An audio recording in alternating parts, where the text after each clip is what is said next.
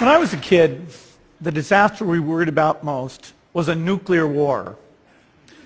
That's why we had a barrel like this down in our basement filled with cans of food and water. When the nuclear attack came, we were supposed to go downstairs, hunker down, and eat out of that barrel. Today, the greatest risk of global catastrophe doesn't look like this. Instead, it looks like this. If anything kills over 10 million people in the next few decades, it's most likely to be a highly infectious virus rather than a war. Not missiles, but microbes. Now, part of the reason for this is that we have invested a huge amount in nuclear deterrence. But we've actually invested very little in a system to stop an epidemic. We're not ready for the next epidemic. Let's look at Ebola. I'm sure all of you read about it in the newspaper. Lots of tough challenges. I followed it carefully through the case analysis tools we use to track polio eradication. And as you look at what went on, the problem wasn't that there was a system that didn't work well enough. The problem was that we didn't have a system at all. In fact, there are some pretty obvious key missing pieces. We didn't have a group of epidemiologists ready to go who would have gone, seen what the disease was, see how far it had spread. The case reports came in on paper. It was very delayed before they were put online, and they were extremely inaccurate. We didn't have a medical team ready to go. We didn't have a way of preparing people. Now, Médecins Sans Frontières did a great job orchestrating volunteers, but even so, we were far slower than we should have been getting the thousands of workers into these countries. And a large epidemic would require us to have hundreds of thousands of workers. There was no one there to look at treatment approaches, no one to look at the diagnostics, no one to figure out what tools should be used. As an example, we could have taken blood of survivors, processed it, and put that plasma back in people to protect them. But that was never tried. So there was a lot that was missing, and these things are really a global failure.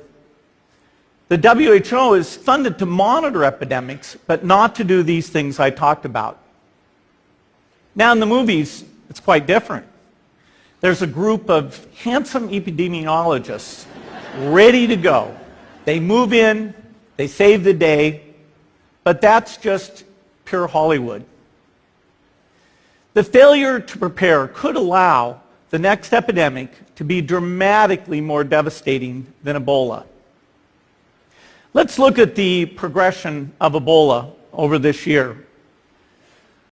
About 10,000 people died, and nearly all were in the 3 West African countries. There's 3 reasons why it didn't spread more. The first is there was a lot of heroic work by the health workers. They found the people and they prevented more infections. The second is the nature of the virus. Ebola does not spread through the air. And by the time you're contagious, most people are so sick that they're bedridden. Third, it didn't get into many urban areas, and that was just luck. If it had gotten into a lot more urban areas, the case numbers would have been much larger. So next time we might not be so lucky. You can have a virus where people feel well enough while they're infectious that they get on a plane or they go to a market. The source of the virus could be a natural epidemic like Ebola, or it could be bioterrorism. And so there are things that would literally make things 1,000 times worse. In fact, let's look at a model of a virus spread through the air like the Spanish flu back in 1918. So here's what would happen. It would spread throughout the world very, very quickly. And you can see there's over 30 million people die from that epidemic. So this is a serious problem. We should be concerned. But in fact, we can build a really good response system. We have the benefits of all the science and technology that we talk about here. We've got cell phones to get information from the public and get information out to them. We have satellite maps where we can see where people are and where they're moving. We have advances in biology that should dramatically change the turnaround time to look at a pathogen and be able to make drugs and vaccines that fit for that pathogen. So we can have tools, but those tools need to be put into an overall global health system, and we need preparedness. The best lessons, I think, on how to get prepared are, again, what we do for war. For soldiers, we have full-time waiting to go. We have reserves that can scale us up to large numbers. NATO has a mobile unit that can deploy very rapidly. NATO does a lot of war games to check, are people well trained? Do they understand about fuel and logistics and the same radio frequencies? So they are absolutely ready to go. So those are the kinds of things we need to deal with an epidemic. What are the key pieces? First is we need strong health systems in poor countries. That's where mothers can give birth safely, kids can get all their vaccines, but also where we'll see the outbreak very early on. We need a medical reserve corps, lots of people who've got the training and background who are ready to go with the expertise. And then we need to pair those medical people with the military, taking advantage of the military's ability to move fast, do logistics, and secure areas. We need to do simulations, germ games, not war games, so that we see where the holes are.